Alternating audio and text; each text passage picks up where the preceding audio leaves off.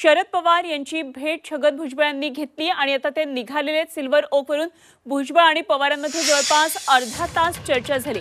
भुजबळ आणि शरद पवार यांच्या भेटीचं कारण मात्र अजूनही अस्पष्ट आहे। कशासाठी भेट झाली हे मात्र कारण अजूनही गुलदस्त्यात आहे।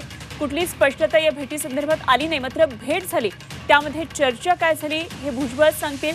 मात्र भुजबळ कुठली प्रतिक्रिया न देता निघून गेलेत। त्यामुळे सिल्वर ओकवर आज सकाळीच भुजबळ अचानक आले, शरद पवार यांची भेट घेतली। काही वेळासाठी त्यांना तात्काळावं सुद्धा लागलं, थांबावं लागलं शरद पवारांच्या भेटीसाठी। मात्र त्यानंतर अर्धा तास या दोघांमध्ये चर्चा झाल्याचं कळतंय। काय नेमके महत्त्वाचे मुद्दे होते या चर्चेमध्ये हे मात्र अजूनही कळू शकलेलं नाहीये आणि त्याचमुळे छगन भुजबळ यांची प्रतिक्रिया अत्यंत महत्त्वाची होती। मात्र भुजबळ कुठली प्रतिक्रिया न देता गेले। आमचे प्रतिनिधी विशाल सवने या संपूर्ण घडामोडीवर लक्ष ठेवून होते। आपण जाणून घेऊया विशालकडून काय काय नेमकं त्या ठिकाणी झालं।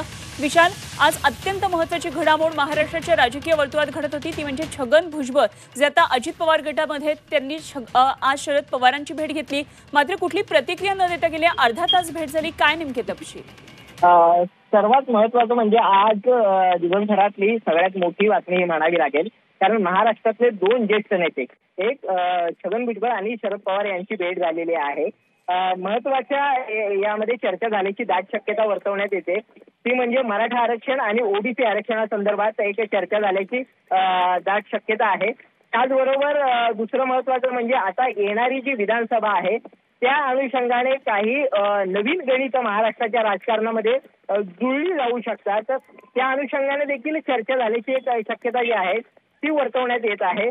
खरं तर एक सूत्रांकडून जी आपल्याला जी माहिती उपलब्ध होत आहे त्या माहितीनुसार अजित पवार तिसरी आघाडी करण्याच्या तयारीत आहेत आणि अशातच अजित पवार गटातील एक महत्त्वाचं नाव म्हणजे छगन भुजबळ आहे आणि त्याचबरोबर ओबीसी नेते म्हणून देखील त्यांना ओळखलं जातं देश पातळीवर आणि त्या पक्षामध्ये आपलं स्थान बळकट करण्याच्या दृष्टीनं ही एक भेट झाली आहे का, किंवा राजकारणामध्ये महाराष्ट्रामध्ये आपलं स्थान नेहमी बळकट राहावं या दृष्टीने काही चर्चा झाली आहे का, हे देखील पाहणं तितकंच महत्त्वाचं ठरणार आहे।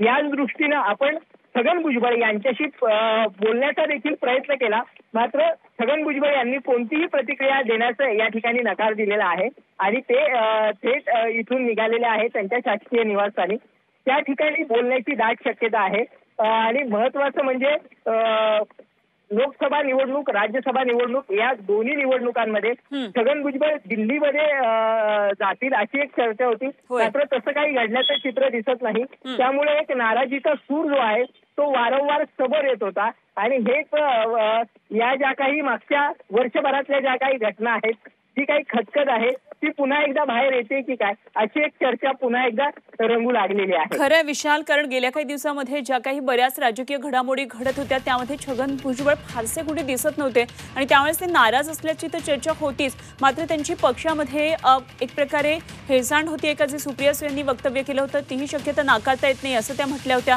त्यामुळे या सगळ्याकडे पाहणं खूप महत्त्वाचं आहे। त्यामुळे आता पुढे छगन भुजबळ आज जर प्रेस घेणार असेल तर त्यामध्ये या संदर्भात काय नेमके बोलतात याकडे आपलं लक्ष असणार आहे। विशाल, तुर्तास धन्यवाद दिलेल्या सगळ्या सविस्तर माहितीसाठी। अपडेट्स आपल्याकडून जाणून घेत राहू।